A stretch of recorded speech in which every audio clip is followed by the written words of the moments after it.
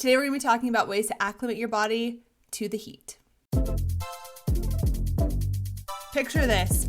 It is above 100 degrees. There's a fire at like 3 o'clock in the afternoon. You have all of your gear on and it's hot, okay? So even just going and standing out in the sun, just with all your gear on, you're going to be sweating, right? And now go ahead and add actually like physical labor that you're going to be doing. So today we're going to talk about ways to get your body prepared for it and also signs to look for. So maybe it's not happening to you, but you're on a crew, so you're watching out for your people around you, right?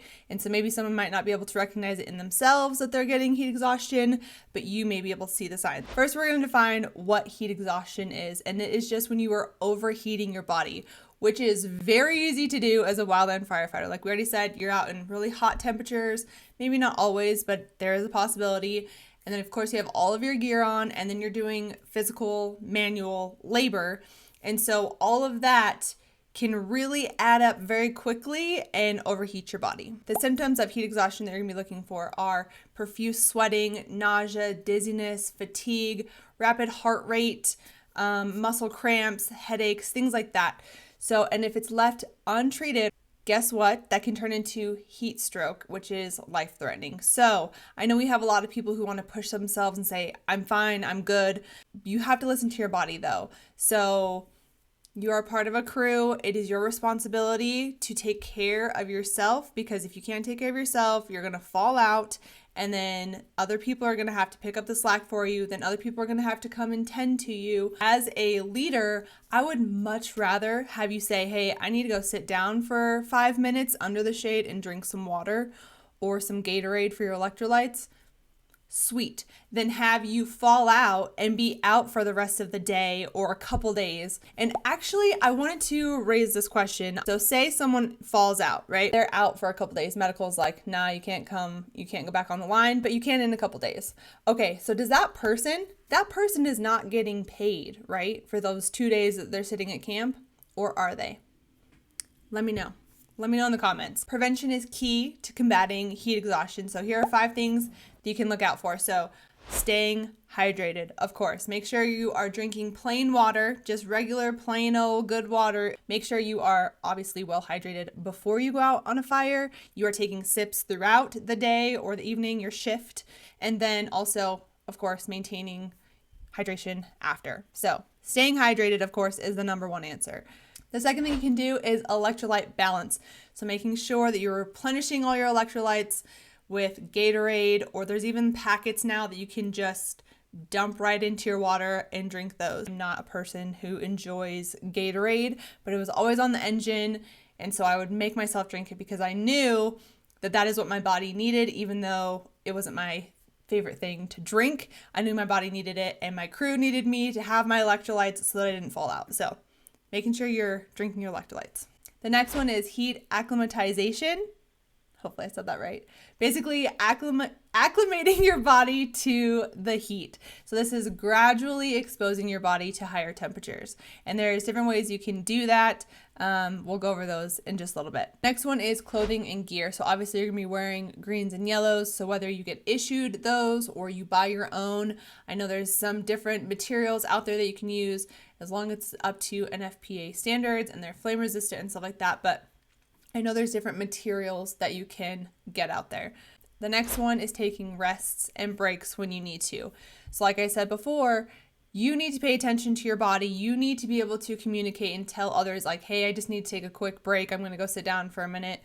Or, you know, at least just telling someone or acknowledging that, hey, I'm going a little hard. Maybe I need to back her down just for a minute. So yes, while you need to push yourself and while you need to perform, when you kind of hit a certain point, you're like, okay, I need to just back her down a little bit. Need to take a little rest real quick. Need to go sit down on this rock in the shade for a minute. I don't think that there's anything wrong with that. I would prefer someone say, hey, I need to go tap out for a minute. I'll be right back, and say, cool, than actually you falling out and being out for the rest of the day. Now we're going to discuss ways to actually get your body ready and acclimated for the heat. So the first one, physical fitness. This is a physically demanding job. Now, every single job in fire is physically demanding? No, but you should be able to prepare yourself in case there's an emergency, in case you need to go somewhere, say the fire's coming. You need to be able to escape quickly. So you need to be physically prepared for whatever is going to come. The next one, I never even thought about this before this video, but you could totally do sauna training. I don't know if you would just, some people go in the nude, some people go in their swimsuits. I just thought it would be so funny for you to just be in full gear, just sitting in the sauna. In my mind, that just is hilarious. The next one is interval training. So making sure that you're doing HIIT training, make sure you are doing cardio stuff, make sure you're lifting weights, make sure you're doing it different levels of the physical fitness, right? So yeah, you can have the stamina, you can have the endurance, and the way that you build that is through interval training. And then the last one is be mentally prepared for it. It's going to be hot. You have to have self-awareness and pay attention of like when you actually need breaks. Yes, you can push yourself, but know your limits. Everyone has limits. And while some people out there, they don't seem to think that they have limits. Their ego does not allow them. They're like, no, I'm good. I'm fine. I'm good. And trust me, I was one of them. That's why I'm saying it, is because I never stopped to be like, I need a break. I just need to chill for a minute. I'm like, no, I gotta keep going, keep going, keep going.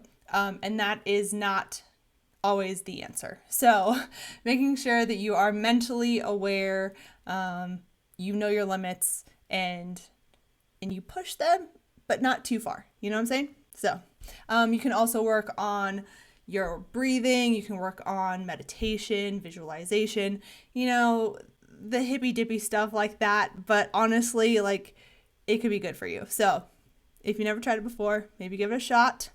Don't kill the messenger. Just trying to give you ways to mentally prepare yourself. So while you can do everything possible, sometimes emergencies and situations just occur and they just happen. So if you are on the crew, you need to be able to recognize signs of either through yourself of that you're getting heat exhaustion or heat stroke. And then also you need to be able to recognize that in others. So, and the way you do that is that you know your people. That's something in the military that we say all the time, know your people. Because how are you going to know something's off if you don't know their baseline? You know what I'm saying? And you are with these people all the time.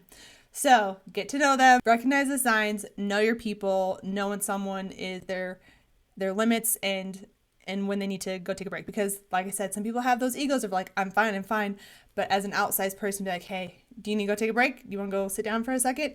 I got you. I'll do this. You go sit down for a sec. The next one is first aid. Make sure you're able to administer first aid if you need it. Of course, you're going to get training. So if you're kind of worried about that, like, I don't know what to do, you should be getting training once you get onboarded, and you'll have all that. And then of course there's going to be other medics out there.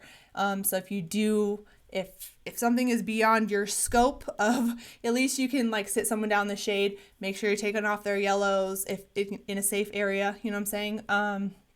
And then maybe getting them something to drink, to sip on, not chug, but sip. And then, maybe getting a cool towel or something like that. Like, you are capable of doing that.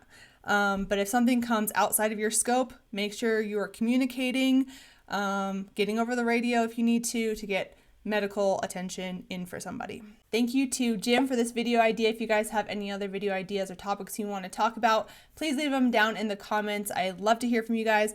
Thank you guys so much for watching. If you guys have any other comments, questions, concerns, like I said, leave them down in the comments. Make sure you're checking out other videos on my page, and I will see you guys in the next one. Bye, guys.